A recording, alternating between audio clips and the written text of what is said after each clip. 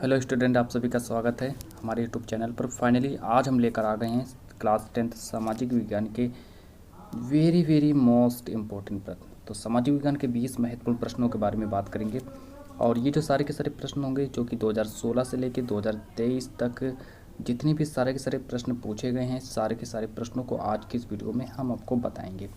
तो स्टूडेंट, आज की जो वीडियो सबसे ज़्यादा महत्वपूर्ण होने वाली, क्योंकि आज हम बताएंगे आपको 20 महत्वपूर्ण प्रश्न, वो भी ऑब्जेक्टिव प्रश्न होंगे, सारे के सारे बहुविकल्पी प्रश्न होंगे।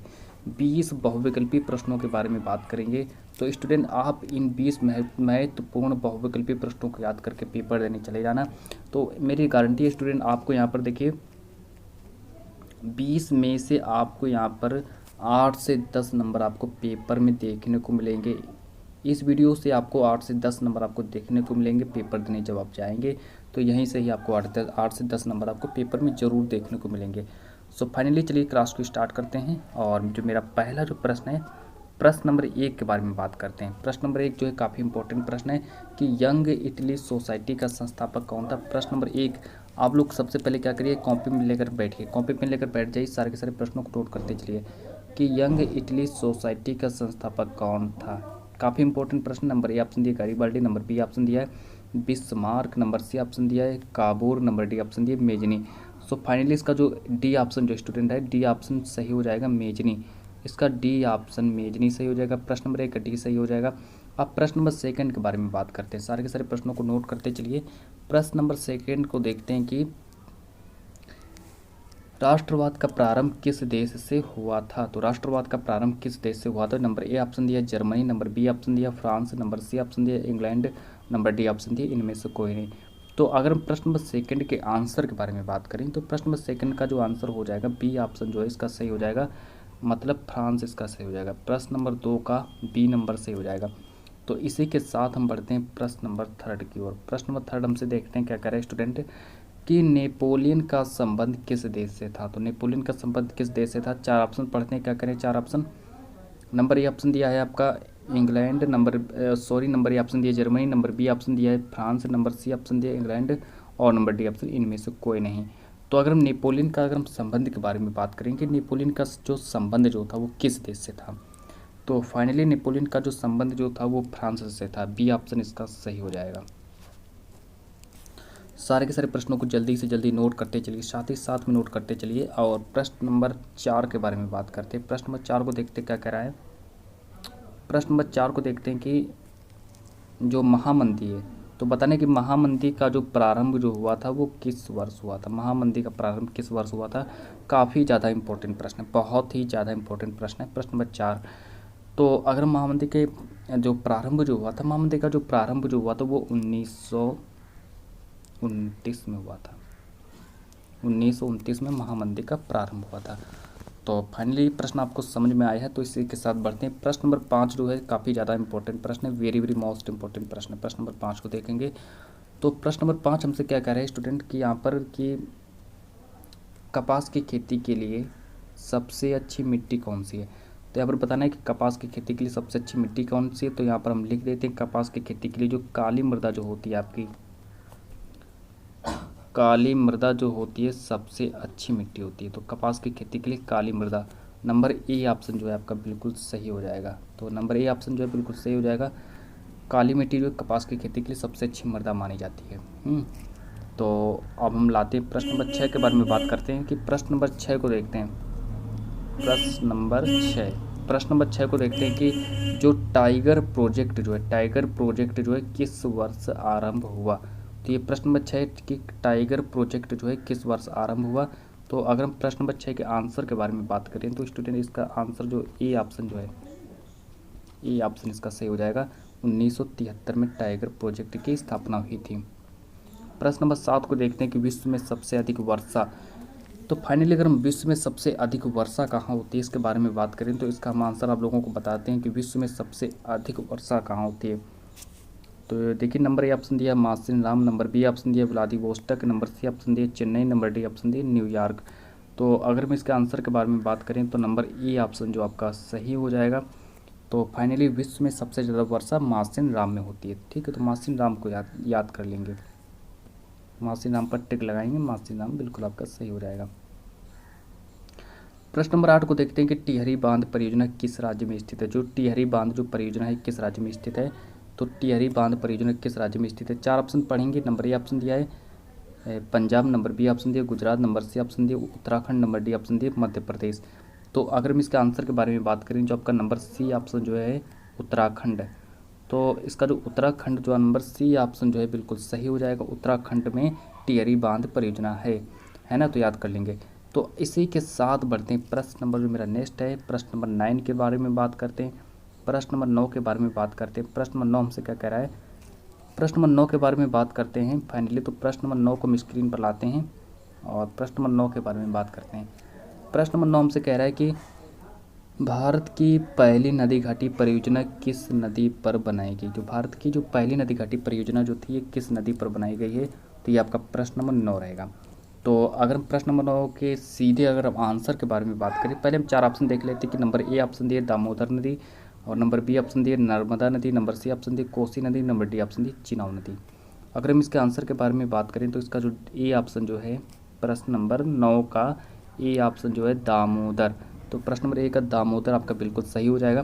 फिर प्रश्न नंबर 10 के बारे में बात करते हैं कि प्रश्न नंबर 10 कि निम्नलिखित में से एक रेशेदार फसल है। तो बताना है कि एक रेशेदार फसल का नाम बताना है। तो अब हम इसके अगर एक रेशेदार फसल के बारे में बात करें, जो आपका ऑप्शन जो ए ऑप्शन जो दिया है जूट, तो प्रश्न नंबर 10 का जूट आपका सही हो जाएगा। तो जूट को सही कर लेंगे प्रश्न नंबर 10 में। सारे के सारे प्रश्नों को नोट भी करते चलिए साथ ही साथ में, और इसी के साथ बढ़ते प्रश्न नंबर 11 की ओर, मतलब प्रश्न नंबर 11 रहेगा। तो प्रश्न नंबर 11 हमसे कह रहा है कि धर्मनिरपेक्ष राज्य में, तो धर्मनिरपेक्ष राज्य में क्या होता है, धर्म का कोई स्थान नहीं होता है। नंबर ए ऑप्शन दिया है।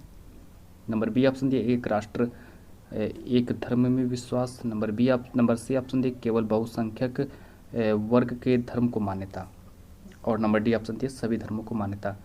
तो इसका जो डी ऑप्शन जो दिया है, डी ऑप्शन जो दिया है बिल्कुल सही हो जाएगा। डी ऑप्शन दिया है सभी धर्मों को मान्यता, बिल्कुल ये आपका सही हो जाएगा। डी ऑप्शन इसका पूरा का पूरा सही हो जाएगा। तो डी ऑप्शन जो दिया है बिल्कुल पूरा आपका सही हो जाएगा, सभी धर्मों को मान्यता। तो डी ऑप्शन पर टिक लगाएंगे, बिल्कुल आपका सही हो जाएगा। तो इसी के साथ बढ़ते हैं प्रश्न नंबर जो मेरा अगला है, प्रश्न नंबर 13 की ओर बढ़ते हैं। प्रश्न नंबर 13 को देखते हैं कि नर्मदा बचाओ आंदोलन, जब का नर्मदा बचाओ आंदोलन जो है ये किससे संबंधित है।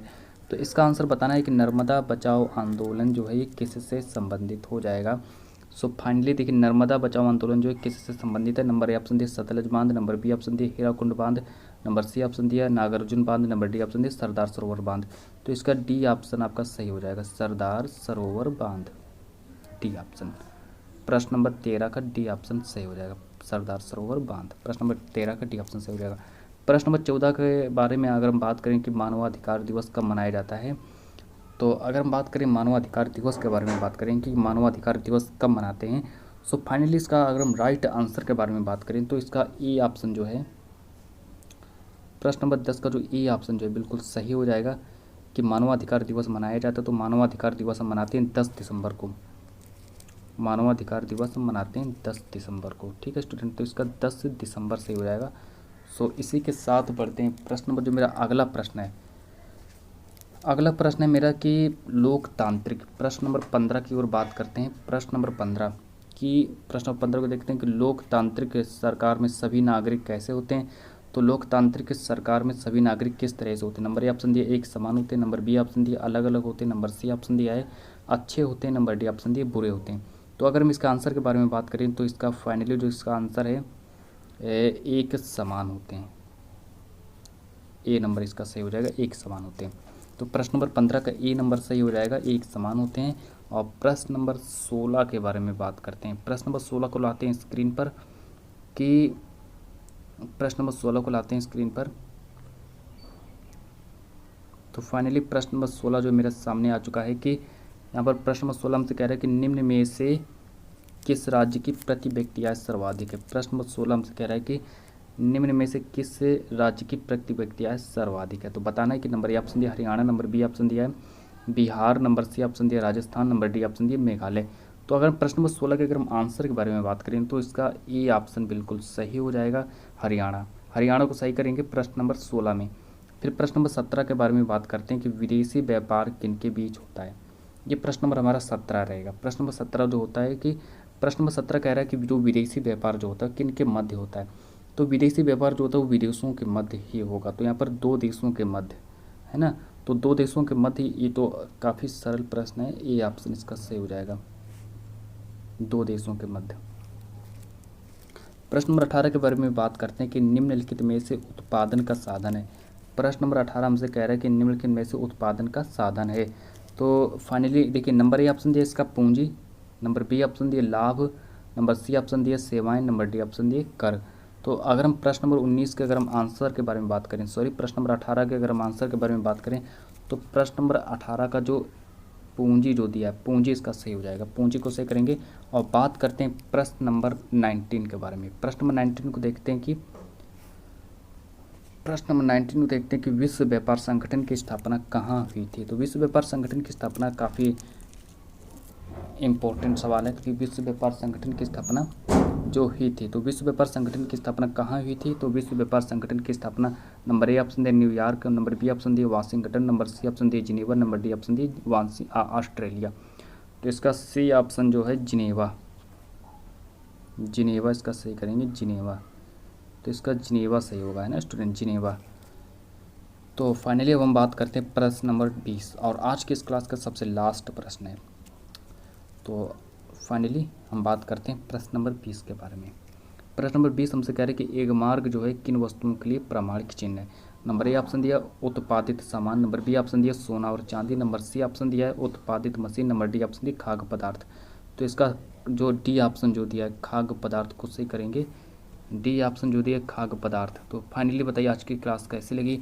तो फाइनली आज की वीडियो जो है सबसे ज़्यादा इंपॉर्टेंट थी, यहाँ से आपको 8 से 10 नंबर आपको ज़रूर देखने को मिलेंगे। तो आज की इस क्लास को मैं इतना ही रखता हूँ।